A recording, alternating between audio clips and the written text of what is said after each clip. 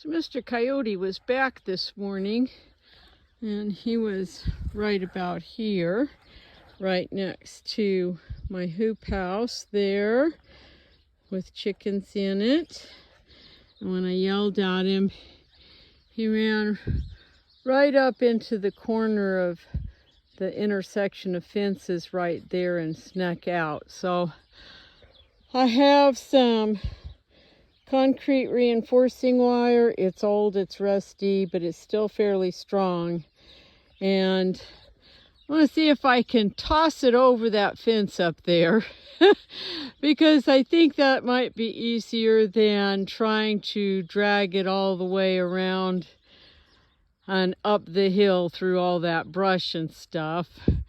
And then the plan is to tie it up to the fence a couple of feet up and then bend it out and pile rocks and dirt on it so that it will make it really hard for them to dig under. Wish me luck. So that's the hill pen where I'm building the new barn back over that way. And you can see right here, I found the coyote inside there yesterday, and I shut the gate to it to where it would come out into the other part of the yard. And when I yelled at it, I knew he came to this corner.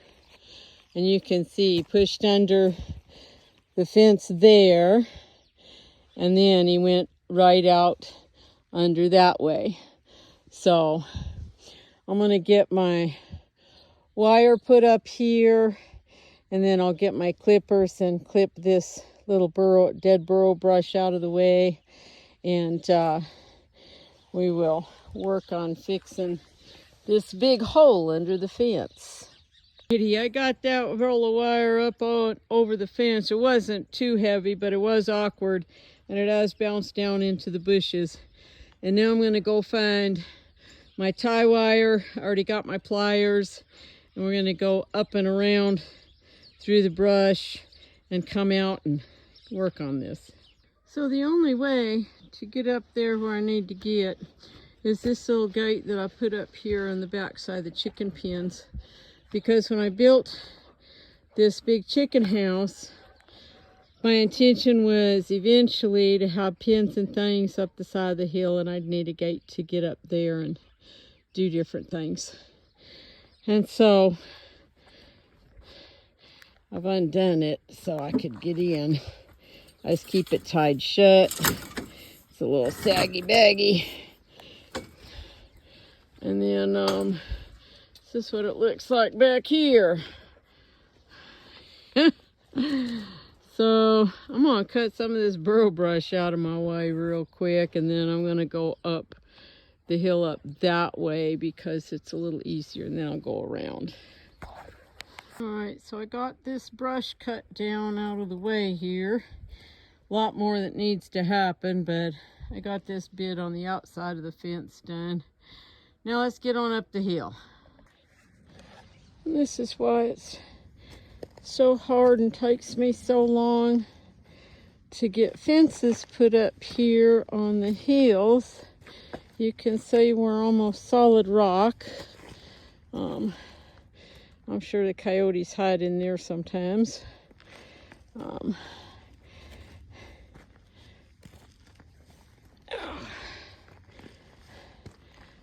And we're at least 45-degree slopes. Some areas are much steeper than that.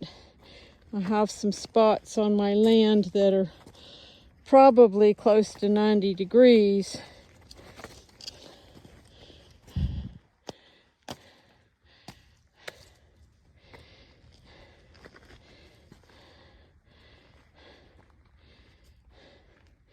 Like over there.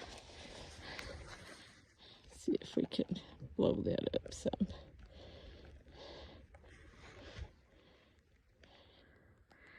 There we go. Yeah, that's probably close to 90 degrees in that little ravine there.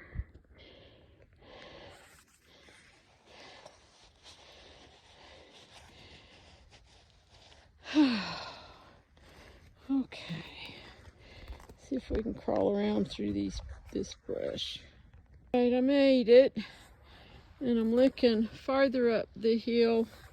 There's another little spot right in there that's eroding away. It's going to need wire on it too, but I don't think I brought a big enough piece for that. I was mostly thinking from right here down that way.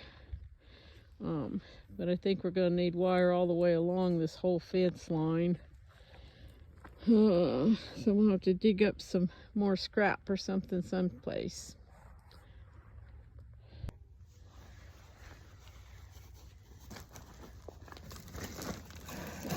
Looks like we could just pull this out because the ground squirrels have killed so much stuff up and around in here. Like right here. This is the remains of a patch of prickly pear. That's the little skin and bits of its little skeleton. And the ground squirrels have tunneled under so much stuff up here on this hill and down in my yard that with the drought the last couple years, things are just dying off like crazy. Like you can see the burrow brush is in bad shape. There's a clump of burrow brush up there that's dead just because there's so many ground squirrels digging and tunneling, plus of course no rain. So all right, got this wire sort of bent in half. It could have been a little bit different, a little less on the fence side and a little more on the ground side, but I'll just take what I can do.